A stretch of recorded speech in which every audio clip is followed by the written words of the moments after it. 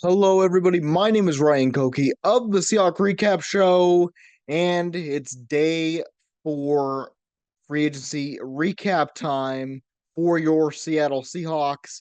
And the Seahawks got a lot done today. So, without me rambling on too much more in the intro, let's get in to recapping what the Seahawks did on day 4 of free agency for 2026. If you like this video, please consider giving it a like. It lets me know if I'm doing a good job with these videos or not. And if you'd like to, please subscribe to the channel so you don't miss out on any more future Seahawks content from me. That would be greatly appreciated, as there is going to be a lot more content coming out from this channel during this offseason. We get to the Seahawks day 4 report. We've got a few departures to talk about. So, cornerback Tyler Hall is now a free agent. He was released earlier today. If you do not know who Tyler Hall is, that is okay. He was on a future reserve contract and he gets released. That was due to the Seahawks PR team that put that out and reported. And that means that there are only 3 cornerbacks on the Seahawks roster right now. They include Devin Witherspoon, Josh Jobe, and Nehemiah Pritchett. So that means that the Seahawks will either need to sign a cornerback in free agency tomorrow or later on tonight.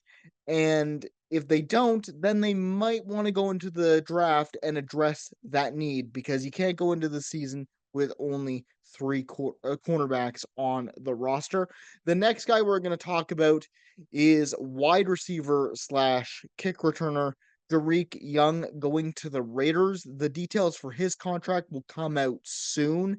And man, I gotta say, Derek Young was a good special teamer for us for his past couple seasons here with the Seahawks. He is a Super Bowl champion, and he reunites with Clint Kubiak. So I hope he gets some playing time, man. I really do like Derek Young. I've liked what I've seen out of him in terms of the special teams unit, but I would like to see what he could do as a receiver for a team that I think actually could use him.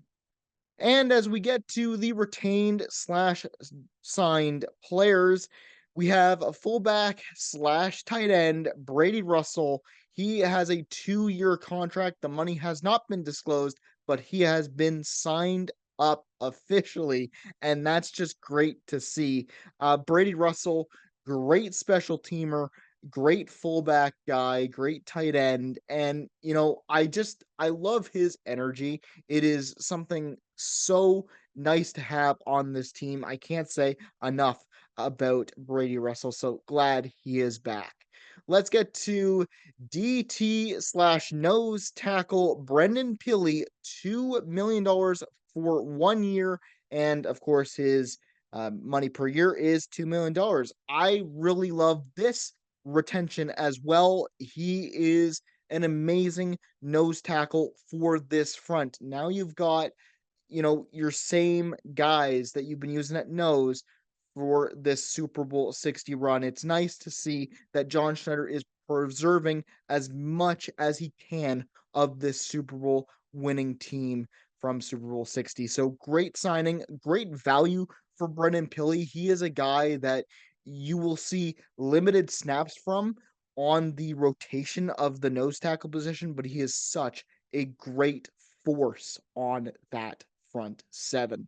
Let's get to the first player the Seahawks have signed that is an outside free agent. Is safety Rodney Thomas II from the Colts. His contract has not been disclosed, but this man, I don't really know much about him. All I know from my little bit of research that I was able to do before this video was that he's 27 years old, he's a safety, and he's done pretty darn well for the Colts. He played 150 snaps last season, mostly on special teams, but this guy looks to be a dog on special teams, and he's just a backup safety. You like guys like this to get brought in to play backup or even start potentially. We'll see what he does in camp this offseason when that time comes. So I think this is a really good signing. This is a sneaky signing because honestly, Mike McDonald and this coaching staff are really good at picking out guys that they can just turn into monsters. I'm thinking of guys like Kobe Bryant. I'm thinking of guys like Kayvon Wallace when he was here and things like that.